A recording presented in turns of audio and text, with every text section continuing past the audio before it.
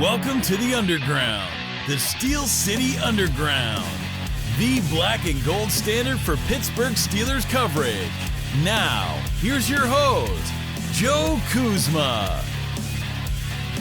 Hello, everyone, and welcome to another edition of the Steel City Underground podcast. My name is Joe Kuzma. I'm flying solo here to give you a little bit of an update, a preview, a look ahead at Monday Night Football's matchup.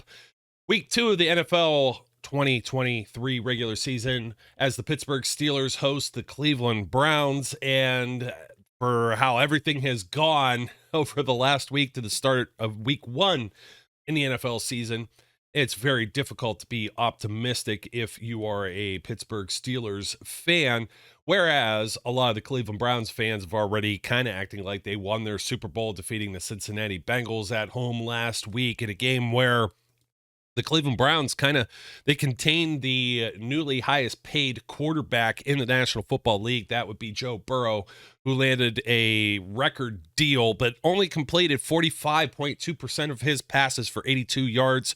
No turnovers and no touchdowns, as Joe would only have a 52.2 quarterback rating. And believe it or not, the AFC North, forgive me if I'm still nasally as well, get this show to you a little later in the week, not only because of Monday Night Football. I'm still trying to recover for being sick. And of course, it doesn't help that Brian is out hiking in Oregon or something like that. So bear with me, folks. This is as raw as it gets sometimes on this show, especially when I'm flying solo. So AFC North, hard to believe Kenny Pickett throwing the 2 turnovers, the 1 touchdown pass, a lot of 3 and outs on the Steelers offense, actually had maybe the best day of the AFC North quarterbacks as Deshaun Watson, 55.2% of his passes completed, only 154 yards. It was enough to get the job done, however, doing a lot of it with his legs. He did throw for a touchdown, also threw an interception, but he also ran in a touchdown as well, carrying the ball 5 times for 45 yards, where the Browns offense was ground-based as you usually expect them to be, with Nick Chubb in the backfield carrying for 5.9 average, 18 carries for 106 yards. They're also supported with Jerome Ford, who wasn't exactly as good, 15 carries, 36 yards for a 2.4 average. So all depends. The Steelers will have to bottle up and contain Deshaun Watson, and that might be a little bit easier with the Steelers starting offensive tackle Jack Conklin out perhaps for the season, I believe is what I saw. He's going to be replaced by Ohio State rookie giant man Dwan Jones. And it's going to be an interesting matchup because you've got TJ Watt licking his chops to take on a guy that during the draft process, we were really considering whether or not his heart or his mind was into playing football. Depending on who's looking at that is the way you get that opinion. And we're going to get the actual answer, I guess, Monday night, but a first start for the rookie against a former defensive player of the year. And also on the other end, you're not going to be able to just double team TJ Watt as Alex Highsmith coming around too. Of course, we know TJ Watt just tied the Steelers franchise sack record with James Harrison and will become the all-time team leader in sacks with 1 on Monday. So we shall see how this matchup plays out. Of course, it becomes a little bit easier for the Cleveland Browns that they do not have to contend with, with Cam Hayward. Groin surgery, placed on injured reserve, out for at least half of the season. About 8 weeks is the prognosis for the veteran defensive end for the Pittsburgh Steelers. And the Steelers are going to have to use a number of players in order to overcome that shortcoming. That could come from DeMarvin Leal, might be the next man up. Isaiah Loudermilk, that might not stress the greatest fear to that Cleveland Browns offensive line, which is typically a good one. I kind of surmise we might see more of Keanu Benton. Saw a lot of him on Sunday, the rookie out of Wisconsin, 2nd-round pick, largely forgotten, still a top 50 pick in the National Football League. He's kind of a beast of a player. The question is whether or not he plays as an end or if he plays as a no or on the nose. We saw a little bit of everything, and of course the Steelers play in a hybrid, not their traditional 3-4 with the nose tackle, usually with just the 2 defensive ends and the 2 edge rushers, your outside linebackers Watt and Highsmith, and then it would be Hayward and Ogunjobi, and of course Larry Ogunjobi once again on the injury report, as we're getting used to seeing almost every single time, and the guy ends up playing. Nothing against him, but lands on the injury report from Thursday. And of course, going to have to try and update all of you on some of this too, because you've got a delayed practice schedule where you didn't have Wednesday, Thursday, Friday practices. So right now we're just going off of 1 day of DNPs. And of course, that would have been not only Cam Hayward completely ruled out, Ogunjobi there with, again, limited with a foot injury, and going through the rest of the Steelers injuries as well. Anthony McFarland, one bright spot from the Pittsburgh Steelers opener with the kick return game. He was did not practice with a knee. Chukwuma Okorafor, Steelers starting right tackle. Talk about him a little more in a minute. He is limited in the concussion protocol. The extra day of rest may actually see him get on the field on Monday night. James Daniels, another Pittsburgh Steelers offensive lineman, playing right next to Okorafor as the right guard, limited with the ankle. And then Pat Freiermuth, chest injury, had him limited as well. When we go to the Cleveland Browns, rest in not injury-related rest days for Joel Bitonio, Amari Cooper, and Myles Garrett. Defensive end Shelby Harris did not practice with an Achilles. Maurice Hurst, Siaki Ika, all on that defensive line, hamstring and foot. Also DMPs. The rest of the DMPs, Juan Thornhill, who did not play last week with the Cleveland Browns with a calf injury. A rest day for Anthony Walker, middle linebacker, and then Jedrick Wills, the other offensive tackle for the Cleveland Browns, limited with a foot injury, a little banged up, and on Cleveland still trying to find their way with him as well. So it's going to be interesting as you see this dynamic. Pittsburgh Steelers have not lost a Monday Night Football game. They are 20 consecutive wins in a row, go all the way back to 1991. Steelers haven't lost at home against the Cleveland Browns since Shep was a pup either. They actually lead the regular season series 78, 68, and 1. They've won 3 of the past 4 games total. And the actual home record for the Pittsburgh Steelers against Cleveland Browns is 51-22 all time. So looking at the coaching matchups head to head, Mike Tomlin against Kevin Stefanski. Kevin Stefanski in his 4th year at the Cleveland Browns, 27-24. So I'm going to have to see how this plays out. This is another big divisional game for the Browns, who just opened up one against the Cincinnati Bengals, who everybody had the Bengals up here as Super Bowl contenders. There was some hype behind the Pittsburgh Steelers. Of course, they laid an egg mostly behind Kenny Pickett and also the Pittsburgh Steelers defense not playing up to their ability as well, but kind of hard to do when they're always on the field. And guys getting injured, but still no excuses for some of what transpired. They're going to have to put some pressure on Deshaun Watson, who, again, was not sharp last week against the Bengals. The Cincinnati Bengals, or the Cleveland Browns, rather, kind of did everything that they kind of just needed to do to get by.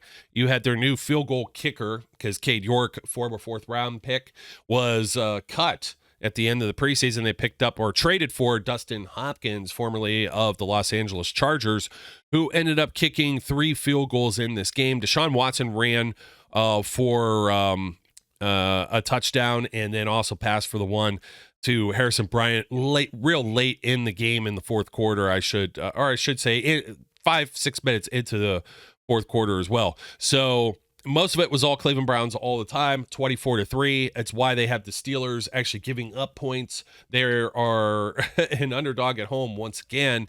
But I surmise here that the Cleveland Browns are not the San Francisco 49ers. You may be able to drum up some comparisons. Of course, Nick Bosa with somebody like Myles Garrett. Of course, the Cleveland Browns adding Zadarius Smith, another talented edge rusher.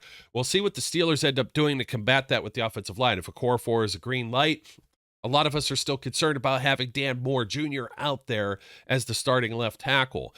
I feel that having Dan Moore Jr. playing at the right tackle position last week to close out that game was probably even more disastrous, although Broderick Jones held up more than his own. The rookie 14th overall pick for the Pittsburgh Steelers playing on the left side would be more optimal, and perhaps this is what the coaching staff and Mike Tomlin needs to see, or what they're going to ease into eventually. Not more on the right side, but a core four coming back to the right, and Broderick Jones eventually getting out there, because if you compare him up with somebody like Darnell Washington, rookie tight end, third-round pick out of Georgia, and Broderick Jones' teammate, those two will create a nice wall where Smith or Washington won't be able to just get through. I want to see a little bit better of a game from Isaac Sumalo as well, because Kenny Pickett got rattled last week. We say he's usually calm and cool and collected. He had pretty much a perfect preseason. Everybody who didn't get to see or witness what happened at the end of last year from the bye week on with the Pittsburgh Steelers kind of hanging their hat on, well, it was just preseason football and he was playing bums, which also wasn't the case when he was playing against the Buffalo Bills and also some of the players for the Tampa Bay Buccaneers in 2 of those 3 preseason games. The execution, though, was all there. The execution is what we are looking at versus, just the other team making great plays, which San Francisco certainly did. And the Cleveland Browns, or any professional football team, we're talking about paid talent here, capable of what they're capable of doing. You've got 2 teams out there on the field. So Kenny Pickett's going to have to return to form. I'm not sure. There's some speculation as to whether or not, like on the 3rd play of the game when he took the sack on 3rd down, as to whether or not his head took a bounce off the turf and nobody saw it, and perhaps he was a little bit rattled. And we'll see what ends up happening going forward, but you need Kenny. The plays were certainly there. It does not necessarily absolve Matt Canada, but Canada's not out there throwing the balls, nor does Matt Canada play defense, or Terrell Austin play offense. The coaches hopefully scheme up a good game plan, but the Pittsburgh Steelers have had their range of success against Deshaun Watson in the past, and I would suspect that they could do the same as well here in 2023. You go back to last season's game, and the Pittsburgh Steelers held Deshaun Watson to 19 of 29 for 230 yards. He had 2 touchdowns, but was also picked off twice. The Steelers themselves got to Watson. It was a sack fiesta. I actually have to try and do real math here. Brian would be proud of the maths with Brian, as the Steelers had 6-7 sacks. They got to the quarterback at least 10 times and also accounted for 6 other tackles for loss. This was a game that had some stuff on the line. There was at least pride for the Cleveland Browns. The Pittsburgh Steelers were still in contention for a postseason spot if things had fallen their way, and it did eventually as they closed out the game 28-14. What we're going to have to see, which would mirror more of this game as well, that being the one that was played in Week 18 of the 2022 season, is the Steelers holding or containing. I mean, Watson still got his 6 carries for 44 yards in that game, but Nick Chubb was bottled up to the tune. Still 6.4 average, but 12 carries for 77 yards. Forcing the turnovers was absolutely huge in the case of the Pittsburgh Steelers, and also forcing pretty much some 3-and-outs, 4-play drives.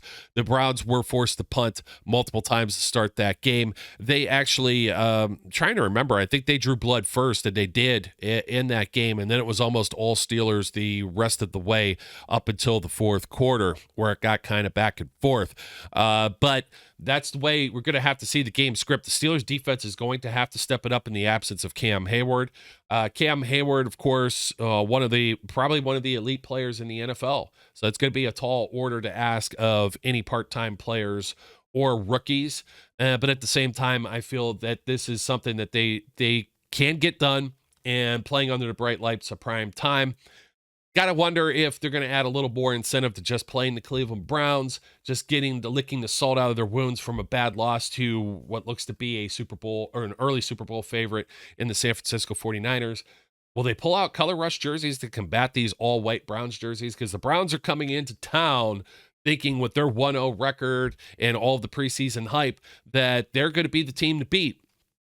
And the Steelers are going to need some more help, some more contributions from players such as Najee Harris, who in the last game carried the ball 23 times for 80 yards. Jaylen Warren also adding into this mix, 6 carries for 36 yards with a 6 .0 yards per carry average. We're going to have to see George Pickens in this game, who caught a touchdown pass last time. He had 3 for 72 yards. So offensively, the Pittsburgh Steelers, and defensively, the Pittsburgh Steelers are going to have to clean up the mess that they left from last week. If it's much of the same, then the Cleveland Browns may very well have their way, because I do feel that the Bengals were at least enough talented of enough team to compete on the road against Cleveland, although Joe Burrow himself may have been knocking out some of the cobwebs from having not played all preseason. Having already gone through the injury report, let's talk about where you can catch this game and some of the coverage for it. Of course, it's a Monday night football game, which means you're going to be able to see this on ESPN.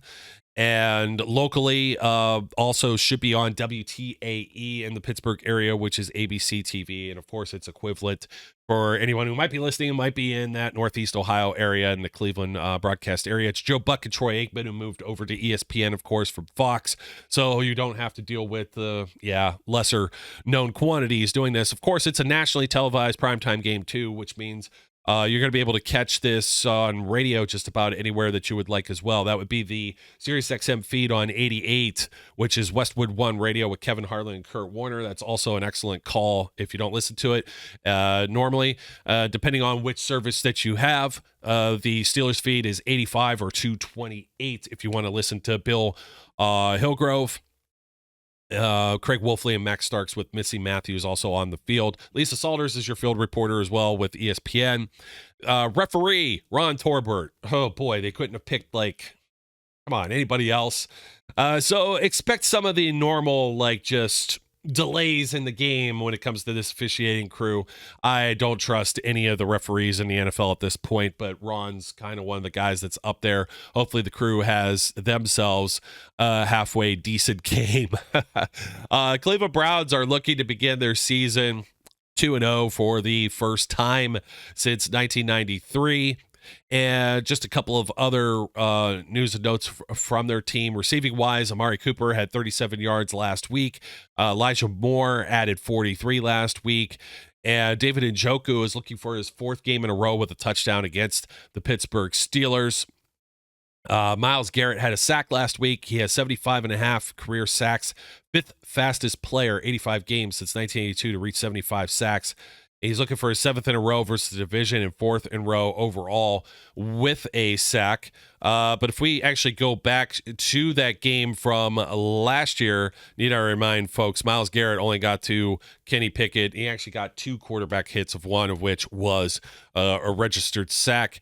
He only had he did have his number of combined tackles, but was pretty much out there by himself with a little help on the other side. So the Steelers have always found a way to kind of game plan or contain Myles Garrett. We'll see if they're going to be able to do the same. Don't forget that they got Ogbo Arankwo as well in this rotation. He had a sack in his debut with the Cleveland Browns last week. Denzel Ward kind of up there in the all-pro conversation as far as cornerbacks go.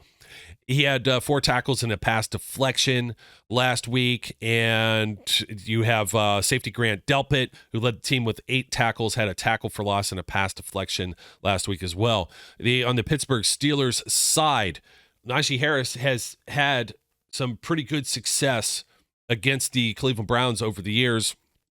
He has 477 yards from scrimmage in 4 combined games against Cleveland. Hopefully he could hold on to the ball for this one and we don't have that fumble at the goal line like they did last year. He has a rushing touchdown in each game. He's looking for his 7th game in a row against AFC North opponents, of which he's had a touchdown. He has 323 yards from scrimmage, 107 per game in his 3 career games on Monday Night Football, and all of those as well with a rushing touchdown. George Pickens had 5 catches last week. And of course, I mentioned earlier, 72 receiving yards and a touchdown catch in the last meeting. And he's pretty successful and on that same pace against the division. Last 4 games against AFC, well, all 4 games basically against the AFC North folks last season. Let's see. Allen Robinson had a team high 64 yards last week. He's going to be leaned on some more, as we don't think Deontay Johnson will be available for this game with the hamstring injury. And also stepping into his place, Kelvin Austin, in his NFL debut. Remember, he's still kind of a rookie, even though he's in his second year, quicker than a hiccup. But 6 catches in that game. Pat Freiermuth had his 10th career TD catch in week 1. And he has 5 catches in 2 of 3 career games on Monday Night Football. Of course, TJ Watt, just the human highlight reel and just putting up as many statistical numbers. I mean, they don't play the same position, but they both get after the quarterback, so the comparisons will always be made between him and Garrett, especially when they're kind of quasi head-to-head in this game, right? TJ Watt with 3 sacks, 2 forced fumbles, a fumble recovery, and a pass deflection. Nearly had both of those fumbles recovered last week. One-man wrecking crew. It's his 6th career game with 3+ sacks. That's the most in the NFL since 2017. He's was one of 2 in the NFL, pairing up with Montez Sweat with 2 forced fumbles during week 1 last week. His 80.5 sacks in 88 career games surpasses his brother J.J. Watt, 92 games, the second fastest player to reach 80 sacks since 1982. So sorry, had to one-up you there, Myles Garrett. Hall of Famer Reggie White did it in 71 games. Wow. Jeez. I'm not even sure I knew that. I mean, Reggie White was something, but 71 games is just, you think Watt's been on a pace. Holy cow. TJ Watt has 6 sacks in his past 3 games against Cleveland. He's looking for his 9th in a row versus the division with at least a half sack. Has 8 sacks in his past 4 playing in primetime games on Monday nights. Alex Highsmith had 7 tackles and 1 for a loss last week, and he aims for his 4th in a row with Cleveland with 1.5 sacks. So previous 3 games, Alex Highsmith coming off the other end. With at least a sack and a half in each of those games. And then Minka Fitzpatrick also plays for primetime as well. He's looking for his 3rd in a row primetime game with a pick. Had 10 tackles last week. That just about does it, folks, for this episode of the Steel City Underground podcast. I hope you like the format. It's a little bit of a mix of the cheat sheet and the kind of I don't know how this team game plans either. Like, what am I really going to analyze the way how bad they looked last week? The only thing we've been able to hang our hats on for a very long time is that the Pittsburgh Steelers usually do not falter in any mean or fashion to the Cleveland Browns. Last we saw that was a COVID season playoff game with no fans in the stands. I'm not willing to give that much credit or credence. And of course, you go back far enough with Deshaun Watson as well. I know everybody's looking for him to be, to be kind of a rebound, kind of bring this Cleveland Browns team around for being paid all the big money that he's been paid. But lest I remind you that if you happen to recall, the Houston Texans came in to Pittsburgh back in the 2020 season with Deshaun Watson, and we're up 21-17 at halftime. You had Deshaun Watson throw a pair of touchdown passes before the half, and then kind of turned into a pumpkin before it was all said and done. He was sacked 5 times. He ended up with a pick in that game as well, and his rating was a lot better, and you would think it would be 19-27 because it was all first half Deshaun Watson. So it could still be a tale of 2 halves. Steelers cannot put themselves in a hole early and expect to climb out of it. I don't believe that they are the team to be able to do that. And they have been doing this for going back to Ben Roethlisberger. So there is something fundamentally within this team. They have to learn to get a faster start, both offensively and defensively. Put the pressure on Watson. The rest will flow with it. So, folks, my name is Joe. Thanks once again for joining us on the Steel City Underground podcast. Pittsburgh Steelers, Monday night, 8:15 kickoff. Don't forget, there is a doubleheader, but they're like at staggered times. They almost I think they overlap if I saw the schedule correctly. Acrisure Stadium, home game, Pittsburgh Steelers hosting the Cleveland Browns. Don't forget to like, comment, subscribe. Thank you for watching or listening wherever you may be. And until next time, here we go, Steelers. We'll catch you on the flip side early next week with our post-game show. But until then, we encourage all of our viewers and listeners out there to be safe, be good, and we'll catch you later. We would like to thank you for listening and remind our listeners to follow us on social media and our website, www.steelcityunderground.com.